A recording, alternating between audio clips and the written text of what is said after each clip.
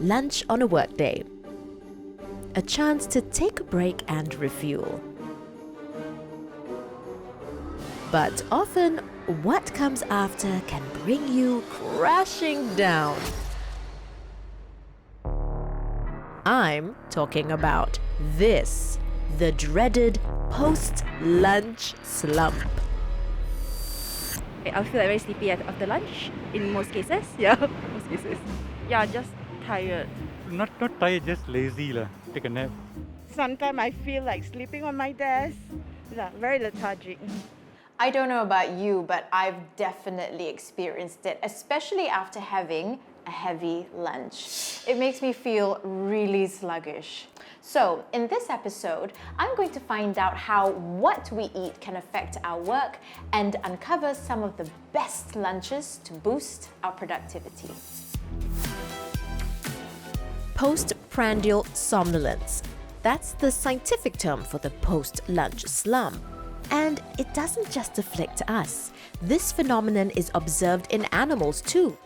For example, fruit flies, snakes, worms, and rats. Theories abound as to why it happens, though there is no scientific consensus yet.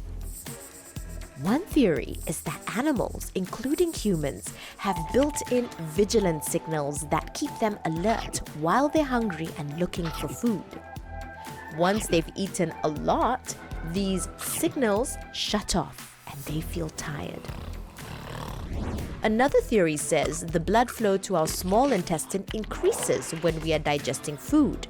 This causes the blood flowing to our brain to reduce, causing tiredness.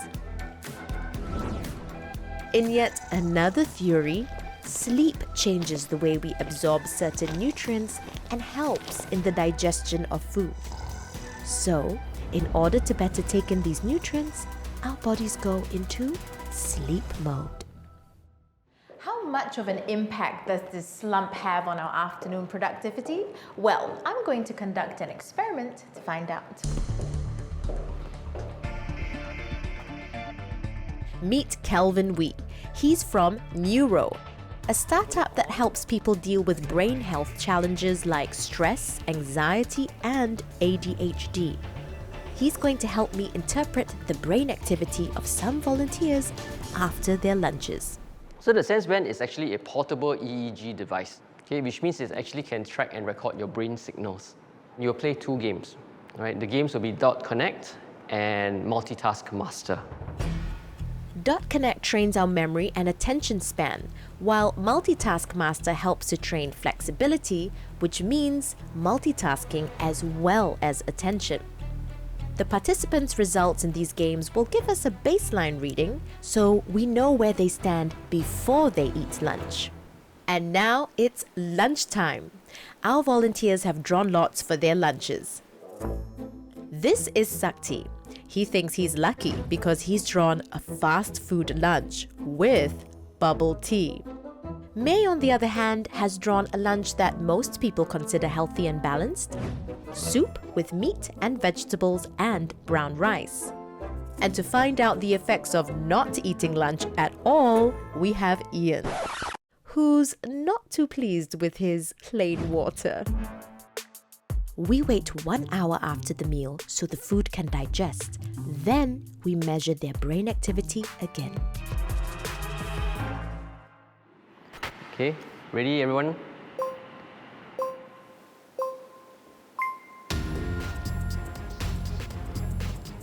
We measured your attention and your mental workloads. So the attention is basically how you focus on one thought process at a time. Mental workload is essentially an indicator of the amount of mental effort used during a certain activity.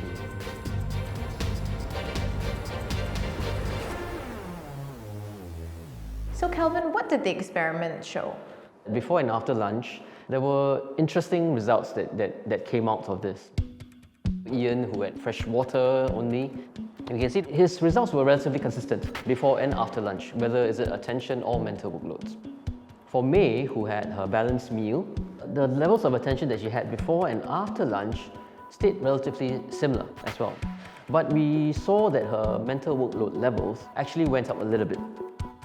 Sakti, who had his fantastic meal of burger and fries and of course bubble tea, we actually saw a dip in his attention levels after lunch.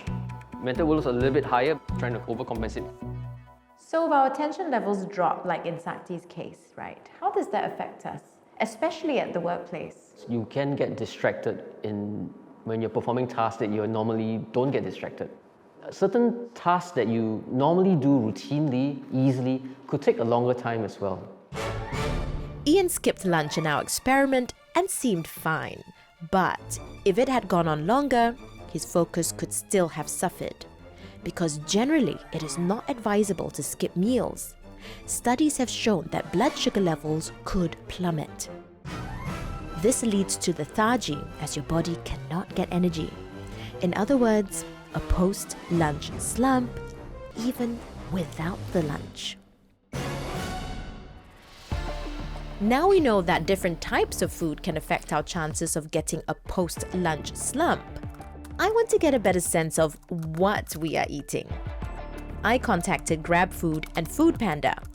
They're among Singapore's top food delivery companies, and according to them, our top choices for lunch are food items like burgers, nuggets, fried chicken, and burritos. When it comes to local food, the top choices are nasi lemak, wonton noodles, and dry yong tau foo. But what's lunch without a drink? To no one's surprise, the top pick, bubble tea.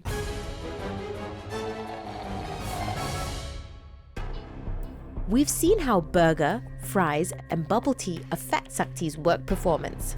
Looking at our collective lunch menu, are we in trouble?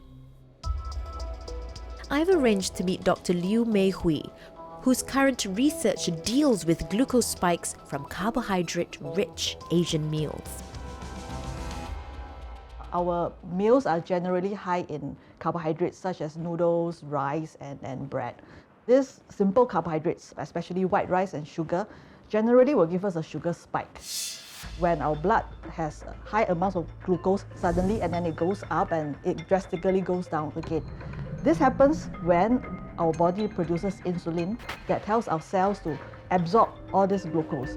And then at that point, our body will then experience a sugar crash.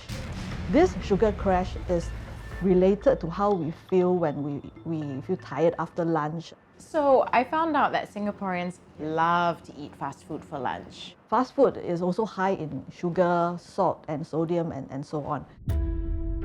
In the few studies that were done, what they found was that people that choose fast food for their meals, after lunch, they feel a lot more sleepier compared to people that actually chose vegetables and dairy products. So it also seems that we drink a lot of bubble tea for lunch, right? Yeah. So how does this affect us? Well, bubble tea is also high in sugar, so it basically will also cause the same type of sugar spike that we see in carbohydrate-rich meals. So it's a no-no again. Right. So if processed foods like carbs and sugars can make me feel sleepy during lunch, then should I switch to protein? Protein-rich foods such as fish, meat, and soya products, basically they also have amino acid called tryptophan.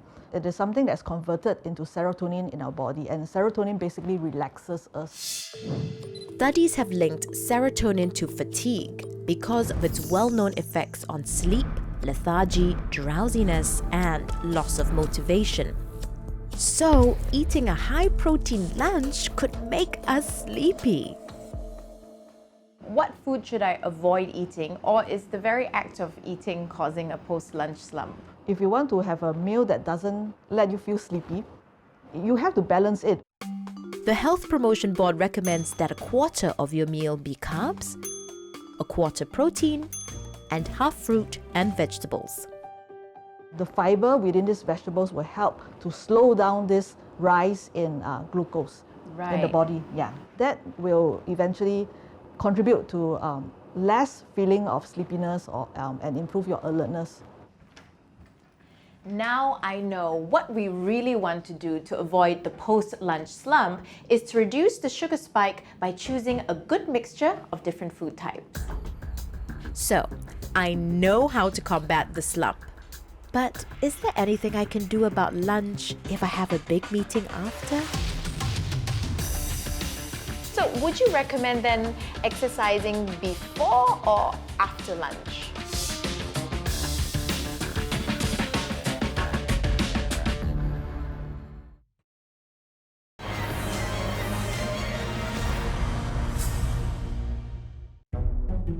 I found out that what we eat for lunch seems to have some effect on how much of a post-lunch slump we experience. And the sugar spike from our favorite lunches seems to be the culprit. But what should we be eating to be more alert and productive? I know just the person who can help me with that. Fiona Chia founded her own nutrition consultancy company 9 years ago.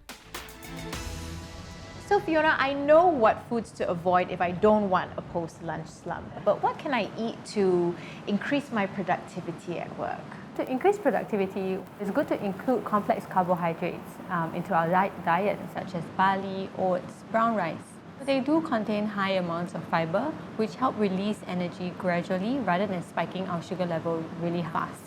And they also come with other benefits such as minerals such as zinc, magnesium, and so on. So I've learned that protein can actually make us really sleepy. Eating too much of it may cause sleepiness. Okay, so it's good to portion size and not to overdo in one sitting. If we're going to be sitting down for long periods of time, we probably don't need so much energy. So we want to look at how to reduce our portion size into splitting our meals into two. How long after should I eat my second portion? So what you can do is to have a pre-lunch and a post-lunch. So you can space out about 2 to 3 hours. What can I eat to increase my productivity at work? So what I do for lunch is I usually have proteins first before my meeting, and then keeping the carbohydrates to later after the meeting. For example, for proteins, like 2 hard-boiled eggs, and then I have a fruit together with it. And then after that, for post-lunch, I'll have a small serving of quinoa with a bunch of fresh vegetables like spinach and tomatoes. Is there anything else that I can be aware of in terms of how I eat my lunch? And not be distracted with work or phones. And by doing that, it helps us to connect our brain to tell our gut that we're actually eating and having something substantial. But I always thought it was more efficient to be eating while I'm working because that kills 2 birds with 1 stone, right? By doing that, more than often, we are not registering that we're eating to see if we are actually feeling full already. So we tend to overeat very much. I think it's important to know that food is not everything. I think it's important to have a holistic approach. Having an active lifestyle, having sufficient amount of sleep and hydration also helps in preventing that post-slump. If having an active lifestyle and sufficient sleep are other ways to prevent a post-lunch slump, I wonder if I can get some answers here. From a big proponent of lunchtime workouts, Agnes Liu. Can you believe this lady is 65 years old? So Agnes, to avoid the post-lunch slump, you said you'd recommend fitting in a quick workout during lunch hour, is that right? Many people nowadays work from home and life gets a bit more sedentary. So a workout always helps you to energize yourself. So would you recommend then exercising before or after lunch? Well, it doesn't really matter. You can do very simple exercises, or even if you're, walking to pick up lunch, that in itself is an exercise, right? Take the stairs instead of taking the elevator. But if you are in the office or at home, there are many very simple bodyweight exercises that you can do. All you need is a wall and a chair. Hi, Alvin. Hello. So let's start off with some wall exercises first. Tuck in your core. All you need to do is just to straighten your arms out like this, form a Y shape with your body. Bring it down 90 degrees. Right. Okay. Just shrug it up like this. Bring it down. Right. Feel the squeeze at the top. I never knew there were so many simple exercises that you could do at home or in the office. They may look simple, but they really engage your muscles and feel like a complete workout. Squeeze the abs. Squeezing. And best of all, they leave you energized and feeling on top of the world. I can feel that. Yes. All that exercise has certainly brought more oxygen to my brain. And that got me thinking. Sometimes when we're sleepy, could it be a sign that we're tired and need rest? What if we embraced it and took a nap instead? Or perhaps hacked our brains into beating the post-lunch slump? What does our brain need to maintain focus and attention throughout the day?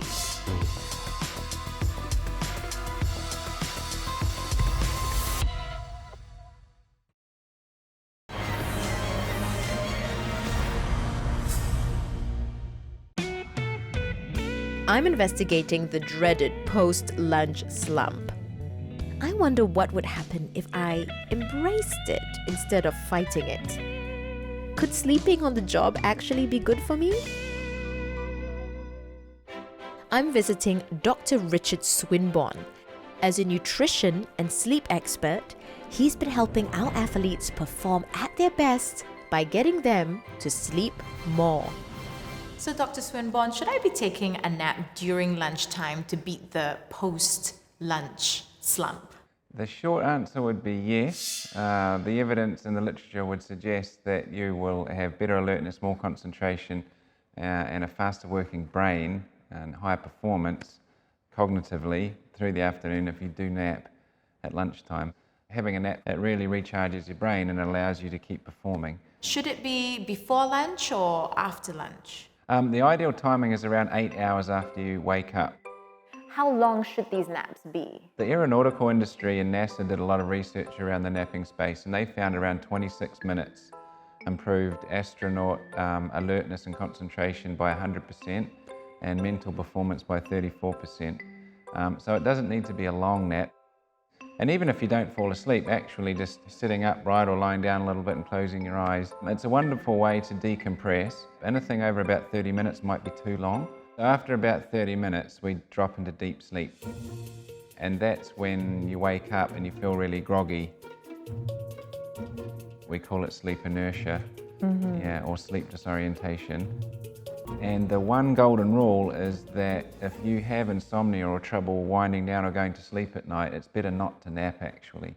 I've also heard that exercise is very good. Between exercising and napping, which one should I do? Most Singaporeans are sleep deprived. So if you think of that as a stress, and then you think of exercise as a stress, we're kind of placing a stress on top of a stress, and now we're twice as stressed, right? So it's probably better to address the sleep debt, have a little nap, get the energy up, and then you'll be better placed to exercise later on. Exercise and naps are well and good, but what about the days when there simply isn't enough time to do either? Can we hack our brains to overcome the post-lunch slump regardless of what we eat? I think I can find out at IFN Singapore, a world-leading neuroplasticity center that develops treatments to improve brain and nervous system performance. Lead clinician Dr. Timothy Foo is an expert in rewiring the brain. What makes us human is the frontal lobe. If the frontal lobe is able to do its job, it'll be a lot easier for us to focus and concentrate and not be distracted by things. So, if our brain activity affects our productivity levels, then what does our brain need to maintain focus and attention throughout the day? Your brain needs three things: oxygen, fuel, and stimulation. First one is oxygen. The brain is a relatively small organ, about 2% of our entire body, but it uses 20% of the oxygen requirement in the body to function, okay? And if we are very attentive and listening and are highly focused on a task, up to 50% is used by the brain. Okay, so getting that is an important part of, focusing in. What we do here is breathing exercises. Take a breath in And at your maximum inhale, suck in 2 more breaths like that. Hold it and then breathe out slowly through your mouth.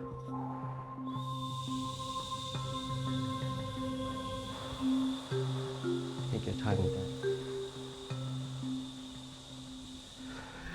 But I feel so relaxed after taking that long breath. Is there any other way? Any aerobic exercise, okay, so running, high intensity interval training does that as well, as long as you're panting and taking in oxygen. The second one will be fuel. What sort of nutrition are you giving yourself and hence your brain? It can come in the form of supplements, so things like fish oil. Let's talk about stimulation. General stimulation principles is we need to keep things novel, something that your brain is not used to doing. When it comes to things that people can do in the office or at home, walking backwards, it's very novel. The trouble with that is it might seem odd to the people that surround you. Another thing is just to change positions. So every 20-30 minutes, if you just change the posture, it will help stimulate the brain.